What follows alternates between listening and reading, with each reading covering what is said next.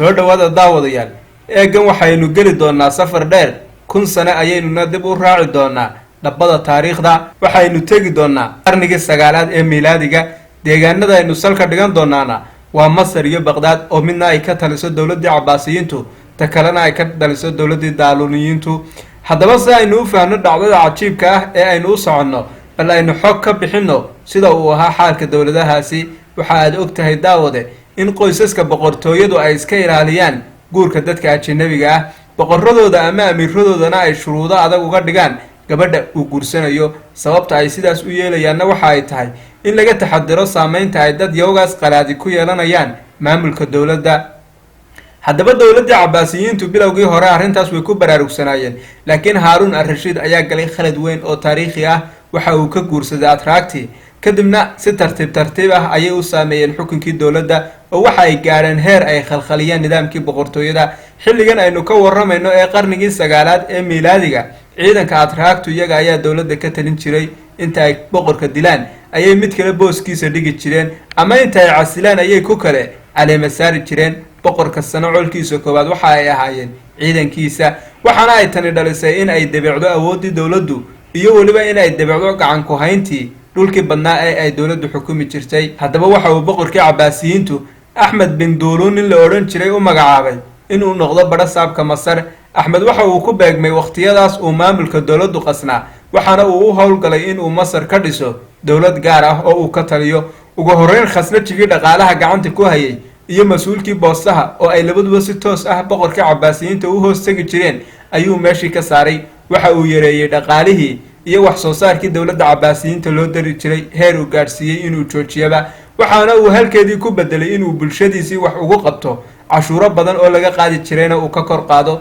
taas oo keentay in ay dadkii oo dhami jeclaadeen kulana heshiiyeen in uu boqor u noqdo Ahmedkan waxa kale oo uu kobciyay dhaqaalihii Masar mar quraan waxa buuxsamay khasnadii dawladda taasna waxay u saamaxday inuu sameeyo ciidan fara badan oo hub casri ah ku qalabaysan kuwaas oo loo tababaray si heer sare ah sidoo kale dawladda Cabbaasiyiinta waxa boqor ka ahaa nin la oran jiray Muctamid qasrigiisa ayaa uu ninkani ku jiri jiray kamana uu badin jirin heesaha iyo khamriga iyo hablaha jaariyadaha ee ka hor boodboodaya waxa howlaha dawladda oo dhan kala wada walaalkii oo la oran jiray Mawfiq boqorka isaga gambe lama weydiin jirin xataa shaqaalihiisa ayaa si bahdilan ula dhaqmi jiray walaalkii waxa uu ahaa nin siyaasi ah oo aad u caqli badan sidoo kalena geesi ah oo laga haybadaysto waxaana uu xilligaas ay Masar dawladdaasi ka dhismaysay uu walaalkii ku mashquulsanaa la dagaalanka cadow muddo 10 sano ah dawladda dhanka bari ay ku dirirayeen dagaalkaasina waxa uu sababay in ay ciidankii Cabbaasiyiintu kala daataan khasnadihii dawladda Cabbaasiyiintuna ay madhaan haddaba Mawfiqani waxa uu dhalay wiil la yiraahdo Muctadid wiilkaasi aabihii ayaa uu ka codsaday in uu u ogolaado la dagaalanka dawladda Masar aabihii oo u caqli celinayana waxa uu ku yiri aabo xaaladeena waad aragtaa dawladdaasi waxa ay haysaa dhaqaale badan waana taas sirta ciidanka adag ay ku heshay kana guulaysan mayno ilaa aynu helno xeelad kale wiilkii way u cuntami weeyay talida aabihii waxaana uu mar kale ku celiyay dalabkiisii taas oo u saamaxday in uu ugu dambeyntii u ogolaado waxaana uu isku dibiriday ciidan xoog leh nasiib darrase markiiba dhirbaaxa kulul ayaa lagu soo dhuftay oo isaga oo keligii ah ayaa uu dib ugu soo noqday Baghdad ciidankiisina in fara badan oo kamid ah ayaa la qafaashtay arrinta xusida mudan ayaa ahayd in boqorkii Masar ee Ahmed la oran jiray ay halkaas uga soo baxday jaanis weyn oo muhiim ah Ahmed ciidankii maxaabiista ahaa ee dagaalka lagu soo qabtay mid kasta waxa uu siiyay lacag badan maryo iyo wax kasta oo uu u baahdo waxaana uu sheegay ninkii raba inuu noqdaana inuu fasax yahay kii ciidankiisa ku biirayana uu soo dhaweynayo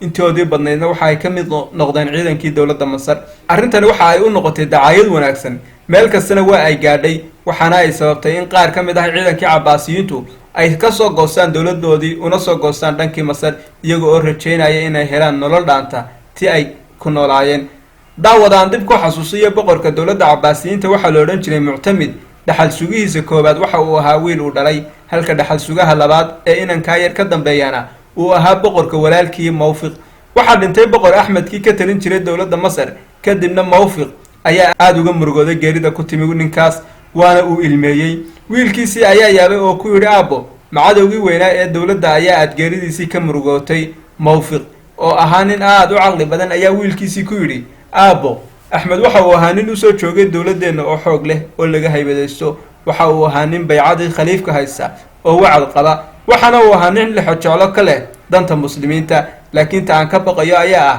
wiilka uu dhalay ee xilka ka dhaxlay. isagu waxa uu ku koray oo indhaha u kala qaaday dowladooda oo awood leh.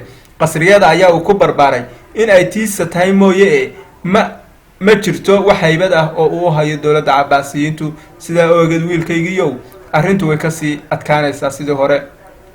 muctadid waxa uu aabihii ka codsaday inuu u ogolaado inuu la dagaalamo boqorkan cusub oo Khumaari weyn la yidhaahdo. kadibna aabihii wuu ka diiday. isna inta uu xagga dambe ka wareegay ayuu u tegay khaliifkii aan qasrigiisa iyo jaariyadihiisaba soo dhaafi jirin. kii ayuu weydiistay inuu arrintaas u ogolaado, isagina waa ka aqbalay.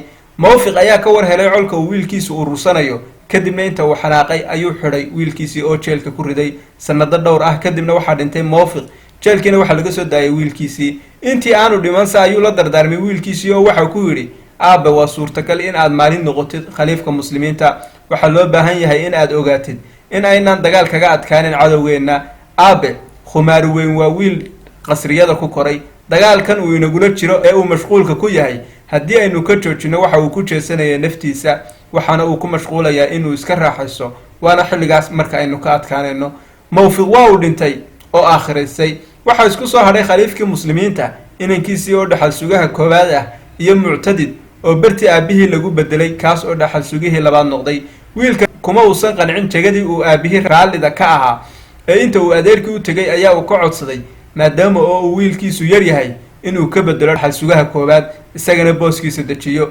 ku celcelin badan kadibna arrintii uu ku guulaystay oo isagii ayaa dhaxal sugihii koowaad loo magacaabay. wiilkii yaraana wuxuu noqday dhaxal sugihii labaad. waqti yar kadib waxaa geeriyooday khaliiftii muslimiinta, waxaana xilkii qabtay Muctadid. ugu horreyntiiba waxa uu isku dayay inuu siyaasadiisii hore kusii socdo, waxaana uu ururiyey ciidan badan oo xoog leh. laakiin nasiib darro markana dagaalkii waa lagu jabiyey, ciidankiisii oo dhanna waa la qafaashtay. dhirbaaxada xumi markii ay soo gaadhay ayuu fekeray. waxa uu markan isku dayay inuu gebi ahaanba siyaasadda adag joojiyo oo uu ku bedelo qorshihii uu aabihii waday. boqorkani waxa uu fariin u diray boqorkii kale ee Masar ka talinayay. waxa uu uga mahadceliyey sida wanaagsan ee uu la dhaqmay ciidankii maxaabiista ahaa. sidoo kalena waxa uu u ogolaaday in uu dhulka uu qabsaday ka taliyo oo uu xukumo, waxaana uu ugu baaqay in ay nabad ku wada noolaadaan. boqor Khumaari weynkii Masar ka talinayayna arrintii waa uu la dhacay, aadna waa uu u soo dhaweeyey, waxaana uu u soo diray hadiyado cajiib ah oo ka kooban hanti aad u fara badan. Khumaari weynkani waxa uu ka talinayay Masar oo xilligeedii ugu wanaagsanayd ku jirta, dhaqaalo badan iyo maal adduunna waa uu haystay. waxaana uu bilaabay in uu sida ugu sarreysa ee uu boqol u noolaado uu sameeyo. qaabka uu u dhaqmi jiray marka laga sheekeeyana u malayn maysid in ay xaqiiqo tahay. yacni agtiisa wax kasta oo qaali ahba waa uu soo tuurtay si uu ugu raaxaysto. waxaana ka mid ahaa inuu samaystay berkad aad iyo aad u weyn una ballaaran oo meerkuri laga buuxiyey, taas oo uu ku shaqlay xariir iyo dahab iyo macaadin kale. guudkana uu ka saaray furaash la yaab leh oo hawo laga cabeeyey. almuhim, ninkani si la yaab leh ayaa uu u noolaa.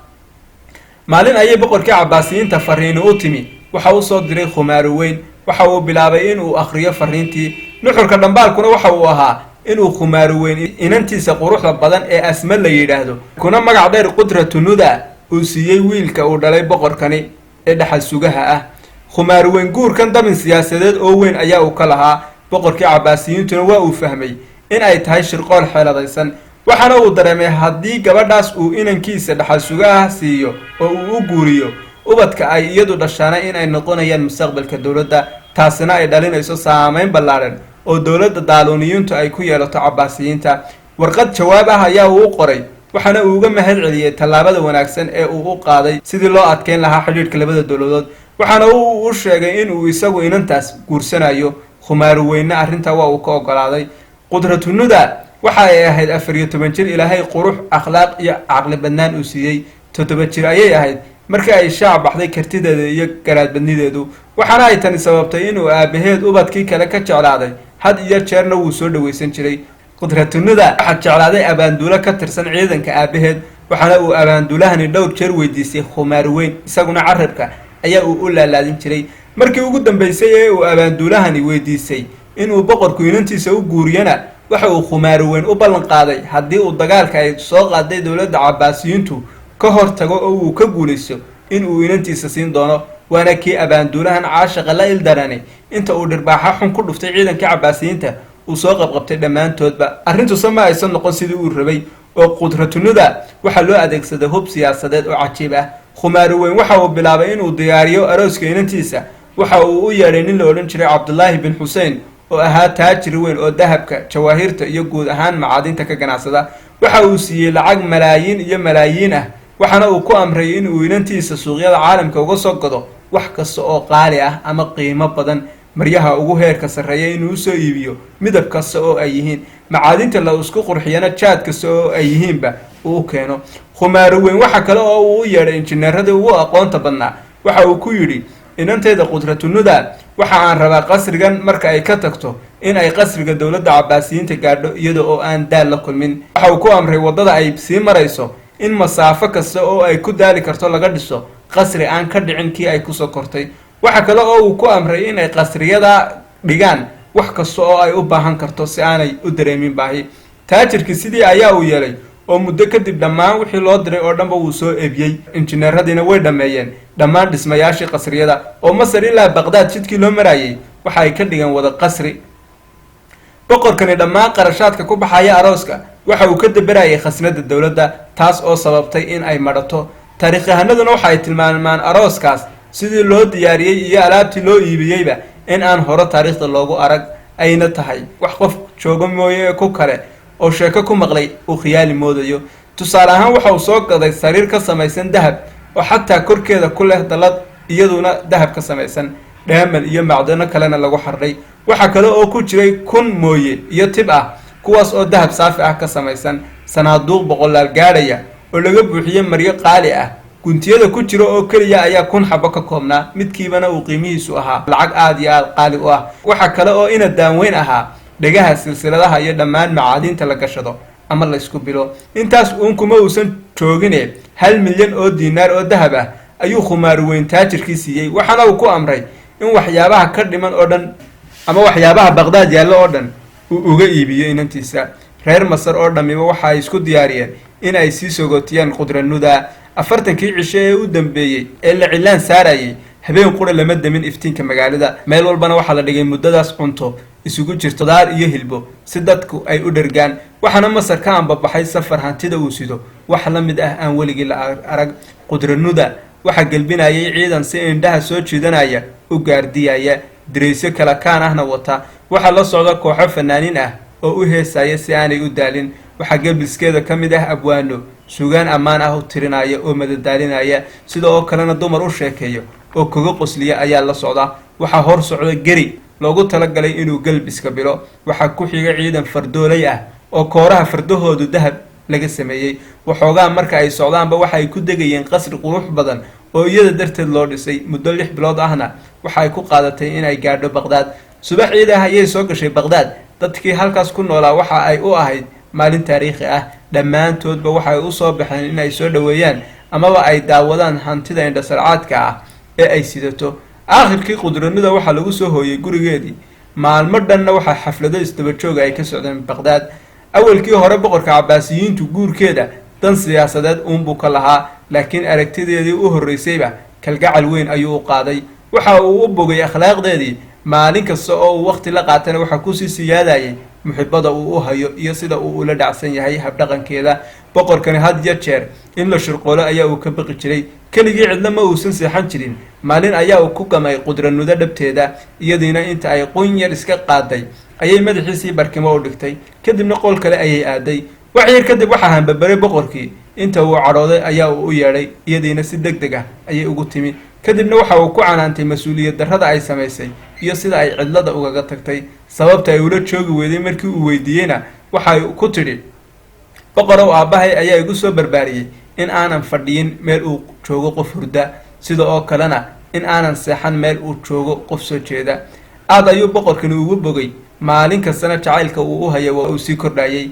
aynu ku noqonna dowladdii masare. khumaaruweyn dhammaan khasnadii dowladdaas waxa uu ku mariyey sidii uu inantiisa ugu dhisi lahaa aroos taariikhi ah.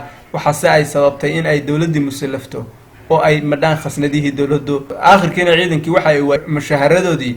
tanina waxa ay sababtay in ay sannado yar kadib ay ciidankiisii dileen, waxaana ay meeshiisii ku bedeleen wiil uu dhalay oo 14 jir ah. aakhirkiina waxaa xoog ku qabsatay dowladda cabaasiyiinta. qudranuda 5 sano kadib arooskeedii ayay iyadiina gooriyootay iyada oo 18 jir ilaa 19 jir ah. sidaas ayaa uu guurkeedii ku noqday mid kiciyay dowladeedii.